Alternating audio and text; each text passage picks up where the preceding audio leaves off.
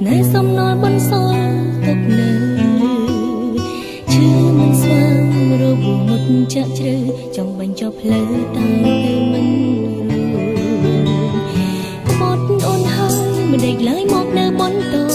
ឬចង់ឲ្យស្រីខ្លាចជាខ្ញុំគុំដល់ស្នេហាធ្វើល្អគ្រប់វេមិនស្ទាបអារម្មណ៍អូនយ៉ាងណាពេលដែលនេត្រាឃើញបងមាន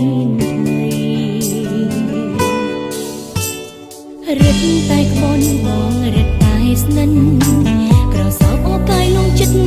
លួងស្រីក្លិនចុះខ្លួនក៏ផ្លែកលើប្រានថ្លៃអាចបញ្ជាក់នៃបងស្និទ្ធកា